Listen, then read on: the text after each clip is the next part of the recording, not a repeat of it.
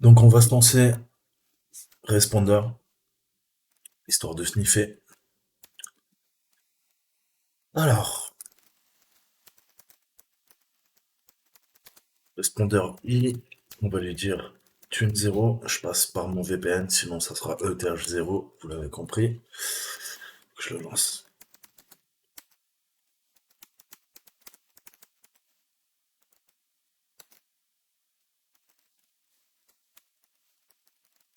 Anti. Ok, donc on est bien configuré, interface tune 0, on a l'adresse IP. L'attaque du milieu peut commencer. Donc qu'est-ce que fait le répondeur? Hein, le répondeur se programme en fait quand un client essaye de se connecter, hein, dans le cas.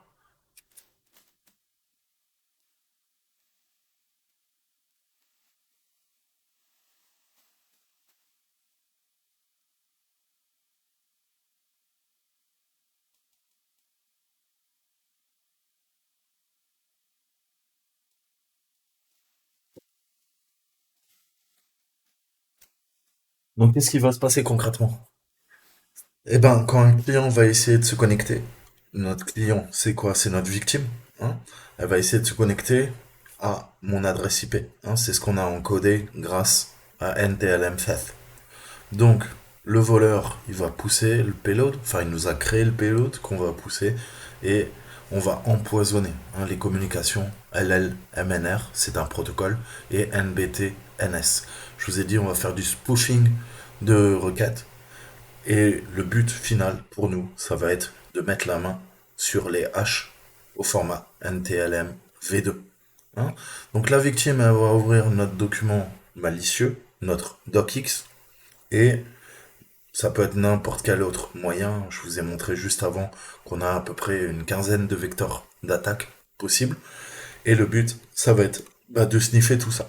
Donc on va pousser la victime à ouvrir le document, hein. Je vais simuler l'action typiquement d'ingénierie sociale. On va envoyer ça à la comptabilité, au secrétariat. On va demander... après, c'est à vous d'utiliser votre cerveau, hein, pour faire le taf, surtout lors d'un engagement. Et on va voir un petit peu ce qu'on récupère à partir de là.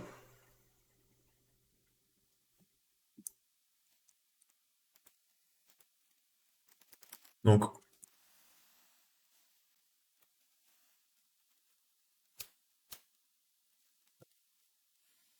donc, on va se prendre l'include picture, il a l'air pas mal. Je vais faire une copie.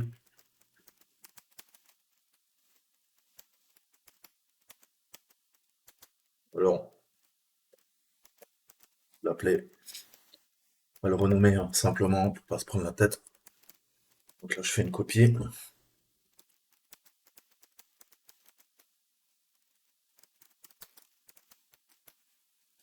Alors, donc c'est un simple document au format Microsoft Word 2007. Parfait. On va demander de générer autre chose. On va se prendre du XLS. On va voir si ça passe. XLX 10, 11, 26, 90. F1.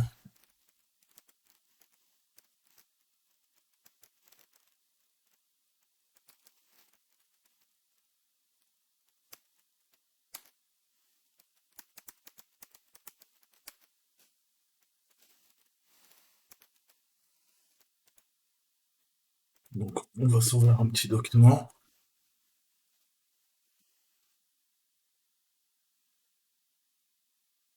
Et voilà.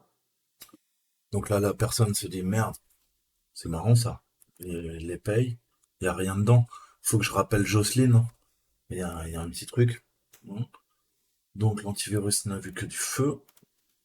Et nous, on récupère gentiment ce qui nous intéresse. C'est-à-dire le NTLM V2 SSP G2H. Donc qu'est-ce qui se passe? On a intercepté la com. Hein. Maintenant, il va falloir qu'on prépare le fichier. Hein. Tout est enregistré, c'est la beauté de la chose. On a bien sûr toutes les informations qui sont là. Donc les informations, où se trouvent-elles? User, Share, responder,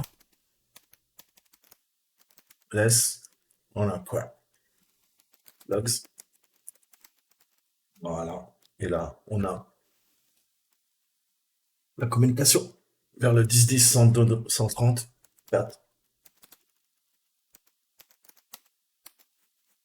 Voilà.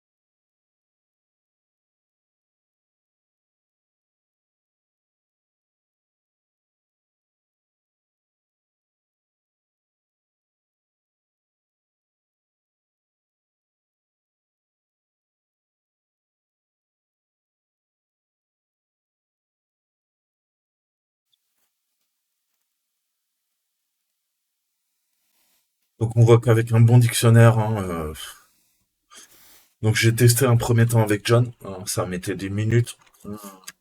Il m'a testé 3562 mots de passe et avec H4, honnêtement, ça envoie du bois, ça va beaucoup plus vite et il nous trouve bien. Le mot de passe de l'administrateur 2, password 2, on voit qu'il est là également.